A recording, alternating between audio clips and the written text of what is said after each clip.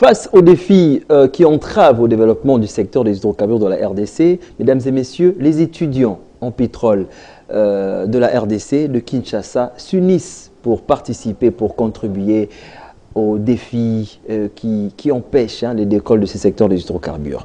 Bienvenue à vous, vous êtes habitués à nous suivre, vous êtes de partout, sur Internet, mais également à Kinshasa, dans toutes les communes. Merci à vous. Nous allons parler énergie, rien que l'énergie, pour que notre pays, pour que l'Afrique se développe. Alors, aujourd'hui, nous allons parler avec nos amis étudiants pétroliers de Kinshasa, des différentes universités et instituts supérieurs. Nous allons parler, nous allons revenir sur un forum qui s'annonce bientôt et nous allons parler également de réalités que traversent ces étudiants congolais. À mes amis étudiants, bienvenue à vous. Merci. Merci. Donc c'est avec vous que nous allons parler, vous avez les micros entre vos mains.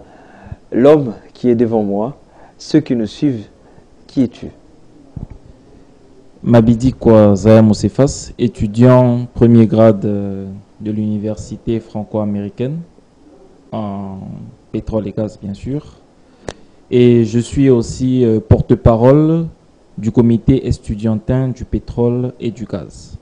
Nous allons également parler de ces comités. Et la dame, à droite? Je me nomme Baouma Mboulata Lekate. Je suis étudiante à l'UNIKIN, l'université de Kinshasa. Je suis en grade 1 pétrole et gaz, précisément dans le département de raffinage et pétrochimie. Et dans le comité, je suis la trésorière de notre comité. La trésorière, elle qui tient l'argent, c'est également la dame à gauche. Je réponds au nom de Amina Kafoulou Kayengo, finaliste en économie et gestion à l'Institut du pétrole et gaz.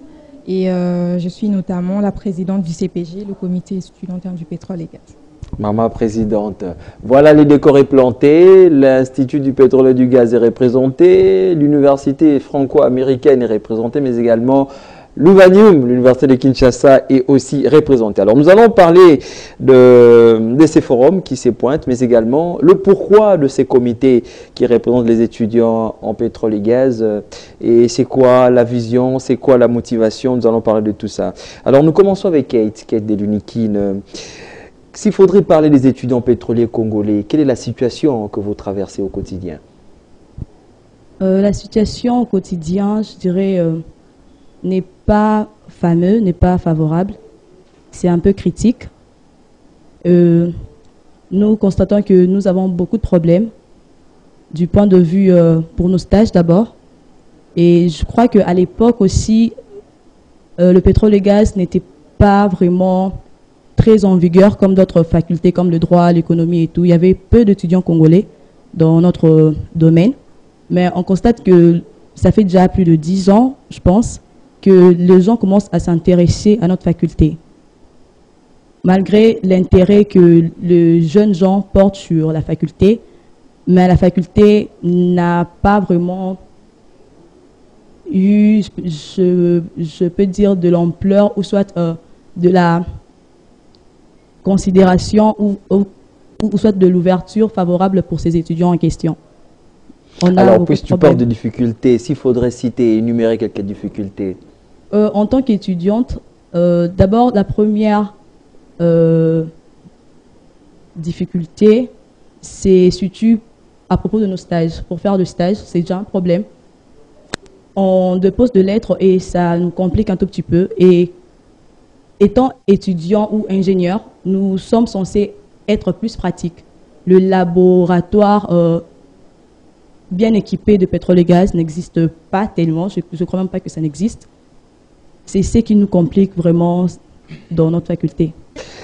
La situation n'est pas si appréciable. Nous allons continuer à parler pour que les étudiants en général, les conditions des étudiants soient améliorées de plus en plus. Nous avons vu le bis des étudiants, mais il faudrait encore aller plus loin. Nous avons besoin de laboratoires, nous avons besoin d'éléments aussi intéressants, la facilité de stage et autres réalités.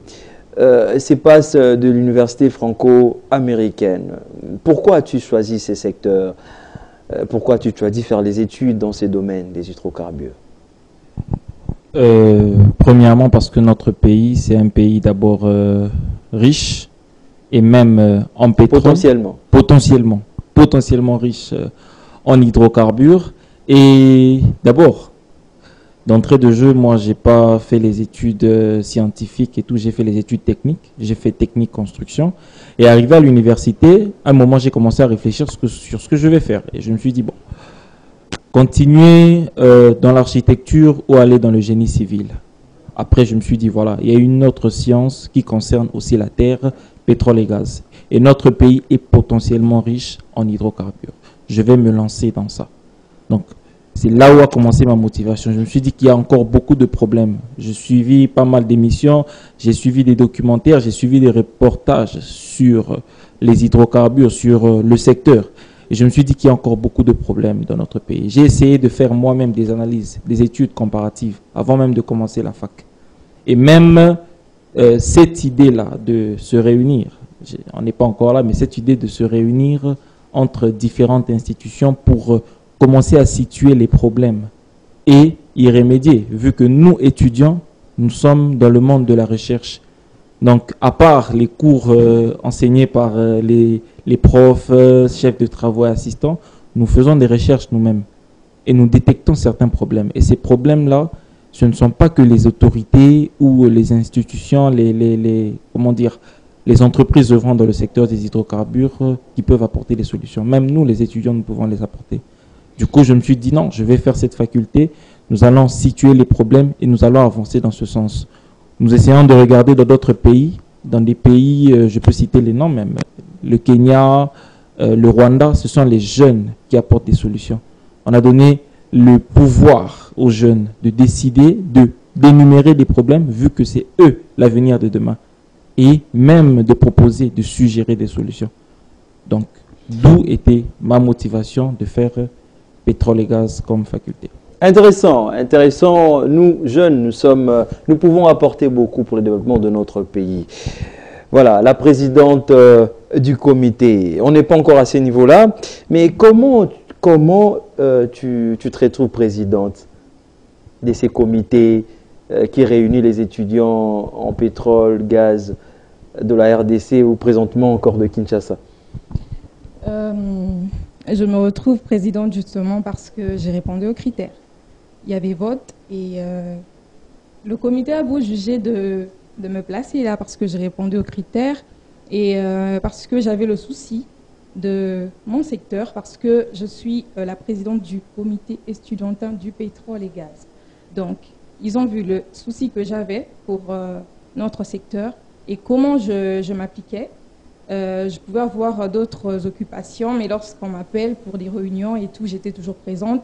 Alors, ils ont vu la volonté en moi et voilà pourquoi ils ont jugé bon de me mettre présidente. Donc, tu es également étudiante à l'IPG, oui. Tu fais gestion économique pétrolière. Pourquoi Oui. as-tu choisi ce domaine? Pourquoi ne pas faire la communication, l'hôtellerie, autre chose?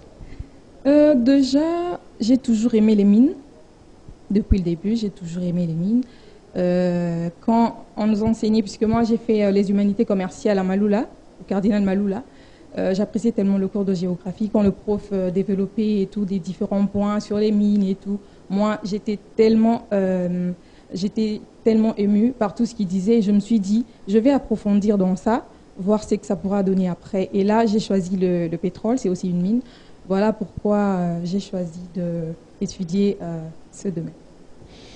Intéressant, captivant pour toutes les jeunes dames qui nous suivent, pour toutes les filles qui nous suivent. Il ne faudrait pas seulement faire du classico, hein, comme on dit, les anciennes options, mais également c'est intéressant aussi de faire le pétrole aujourd'hui.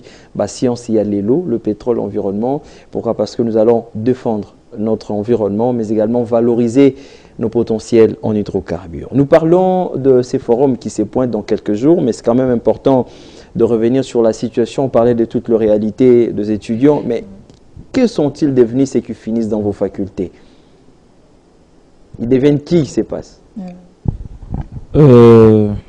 Voilà, la chance sourit souvent à certaines personnes et à d'autres non.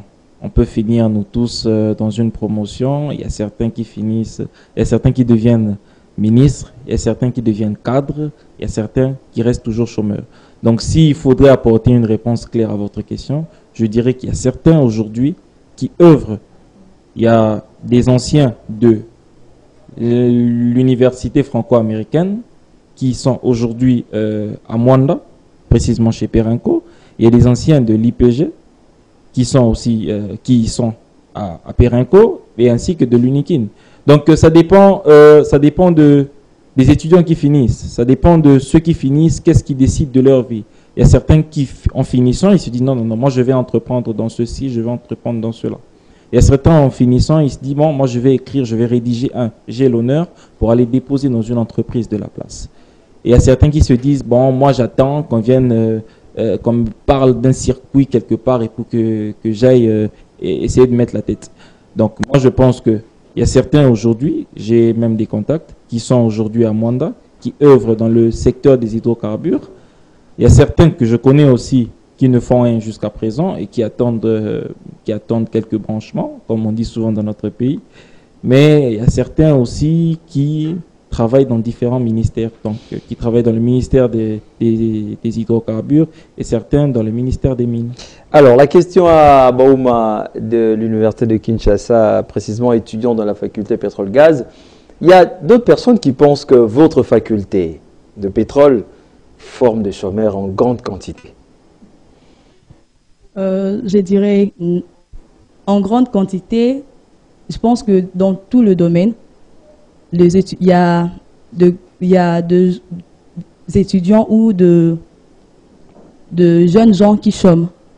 Nous voyons ça, il y a certains de l'économie qui manquent de travail. Il y a certains de droits qui sont toujours là en attendant d'avoir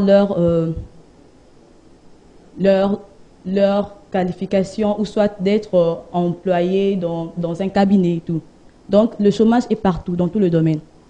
Dans tout le domaine, il y a le chômage. Dans tout le domaine, il y a le chômage. Alors nous allons suivre un élément, un témoignage aussi, mais il prodigue aussi des conseils aux étudiants pétroliers. Lui, c'est ingénieur Alain Comichello.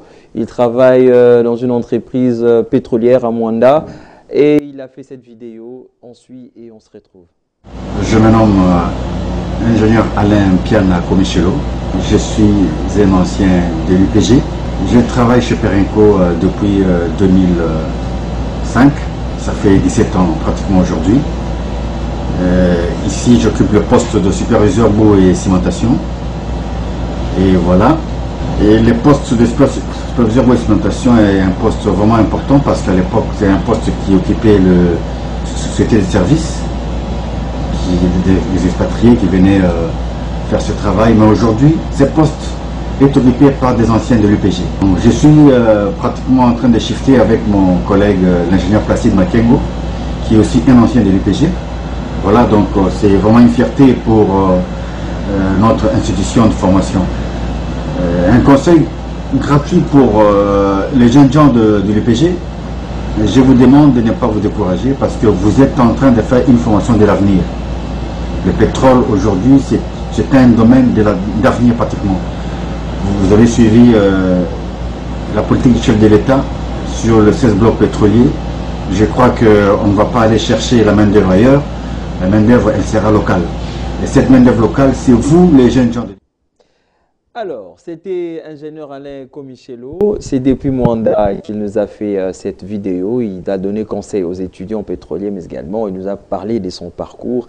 Aujourd'hui, il est ingénieur bout de fourrage. C'était un poste qui était occupé hier par les expatriés, mais aujourd'hui, il travaille avec un ancien également de l'IPG. Ça t'a fait quoi? Aujourd'hui, tu es à l'IPG et tu suis un tel témoignage.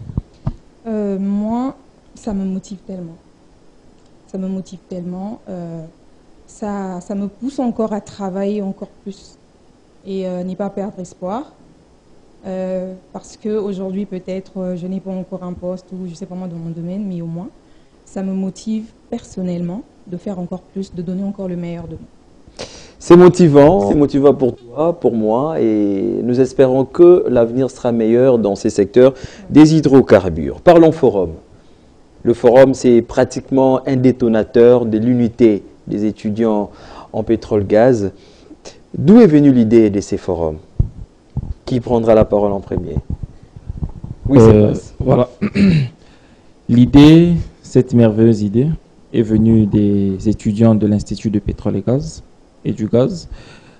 Ils se sont réunis entre eux, quelques étudiants, ils se sont dit mais il y a des problèmes dans le secteur des hydrocarbures. Et aussi longtemps qu'on ne les dénonce pas, ces problèmes-là ne seront peut-être pas résolus.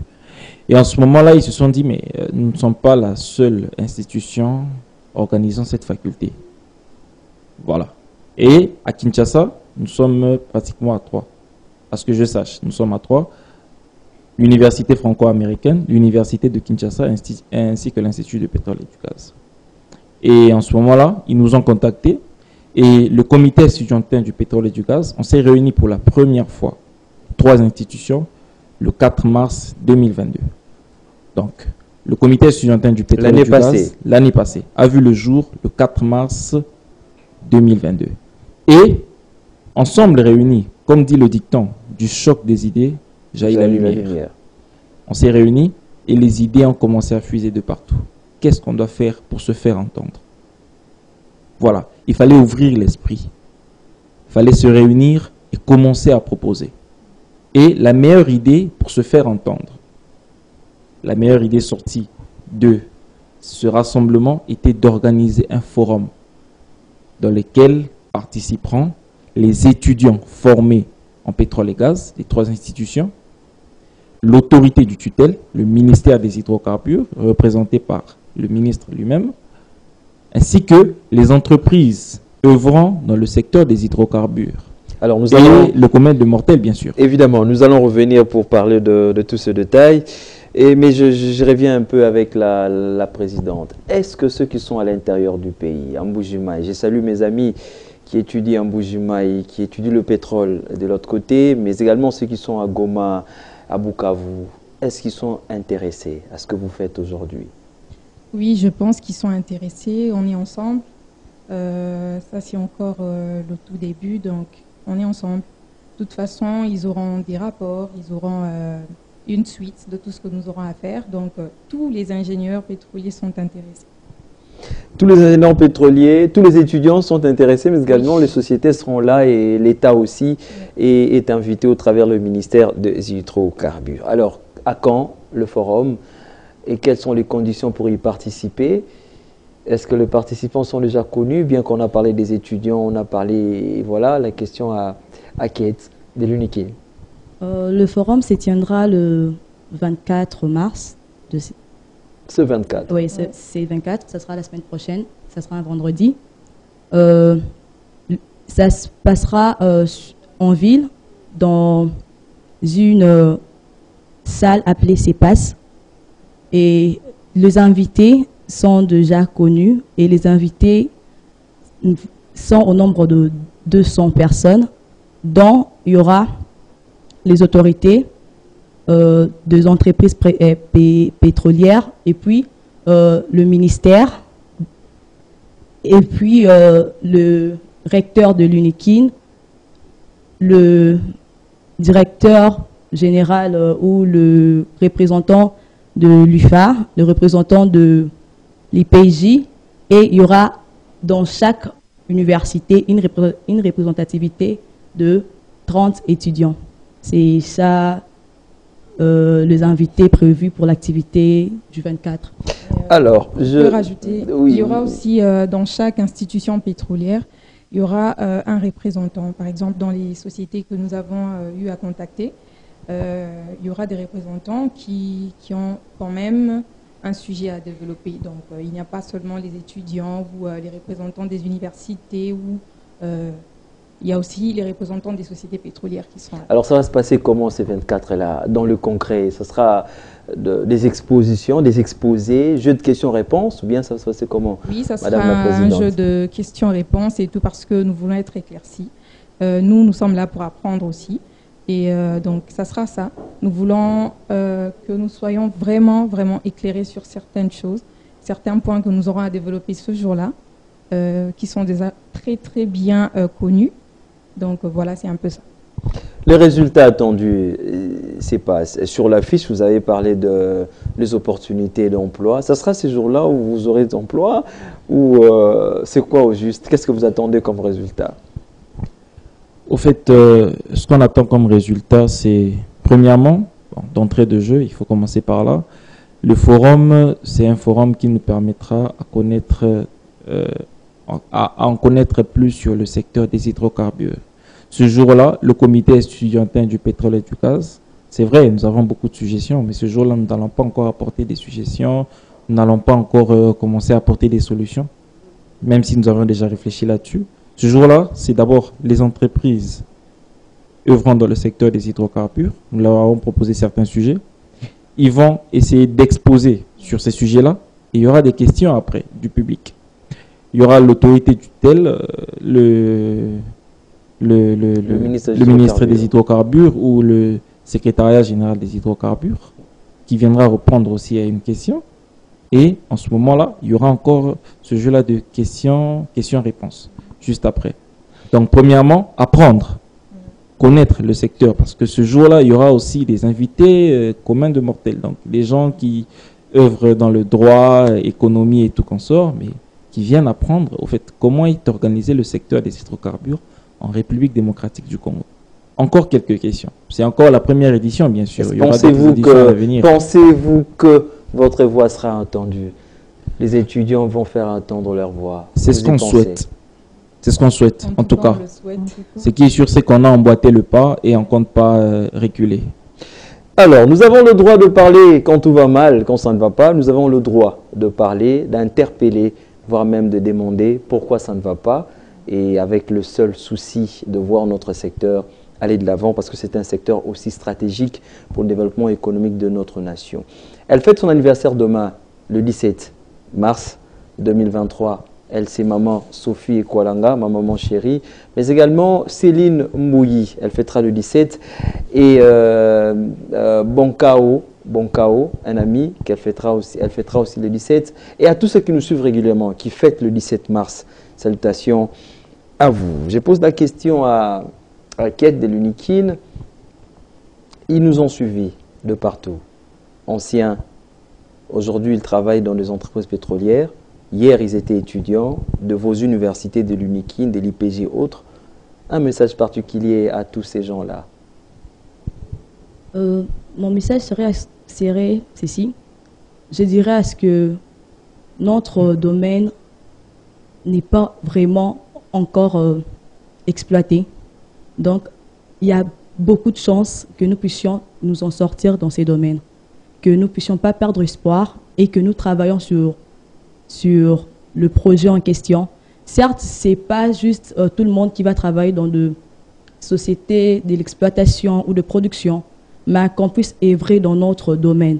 Parfois, nous pouvons faire des petites entreprises ou soit entreprendre quelque chose, mais concernant notre domaine, il y en a plein et nous savons que le pétrole... Il y a plusieurs métiers du pétrole, il y en a plusieurs. Ce n'est pas juste qu'on va exploiter ou on va produire ou on va raffiner, mais il y a aussi le produit de la pétrochimie qui intervient à l'intérieur. Il faut valoriser ça.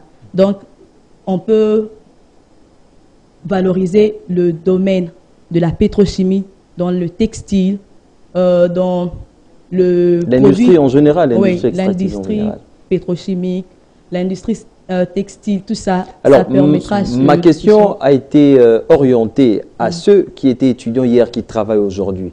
Est-ce qu'ils peuvent faire quelque chose pour votre structure? Oui, parce qu'ils ont subi, parfois ils n'ont pas eu la chance de se réunir. Il y a d'autres même qui m'ont écrit à notre époque, ils allaient à Boété. Ils vous encouragent aussi. Est-ce qu'ils peuvent faire quelque chose pour la structure et pour votre avenir aussi? Oui, ils peuvent faire quelque chose. D'abord, d'y adhérer, parce que c'est un comité qui concerne tous les ingénieurs pétroliers. Même le nom d'étudiants. Là, c'est qu'on commence, c'est un début. C'est nous, les étudiants, qui ont voulu nous faire entendre dans la nation ou dans les oreilles des autorités. Mais c'est un comité qui veut voir naître ou qui veut faire développer notre secteur. Donc, on a besoin de tout ingénieur pétrolier, que tu travailles déjà, que tu sois dans l'œuvre déjà. On a besoin de votre soutien et d'y adhérer. Et je sais qu'ensemble, on peut faire quelque chose de grand dans ces secteurs pour notre pays. Plus de synergie pour bien agir, c'est ça ce que nous voulons de ces secteurs, qu'on s'entraide pour que les choses évoluent. Madame la présidente de ces comités, ça sera quoi l'avenir du comité? Vous êtes aujourd'hui étudiant, étudiante, demain peut-être vous serez obligé de travailler ou de faire autre chose. Ça sera quoi? Comment la chose sera gérée? Comment la chose est gérée? Déjà, on a un comité de sages qui est avant nous. Donc, ils sont Les là. micros s'il vous plaît. On a le comité de sages qui sont là. Ils nous orientent et tout pour que nous puissions aussi faire comme eux demain. Et je pense que quand nous aussi on arrivera à l'étape d'être de remplacer le comité de la vie professionnelle. Oui. Donc nous aurons aussi à orienter les jeunes qui arrivent. Donc c'est un peu ça. C'est quelque chose qui sera continuel. C'est pas juste pour le forum ou non. C'est quelque chose qui sera succédé par d'autres personnes ou d'autres étudiants qui finissent en pétrole et gaz. Donc nous ne voulons pas que cette idée s'arrête quelque part parce que nous qui l'avions commencé, nous ne sommes plus là.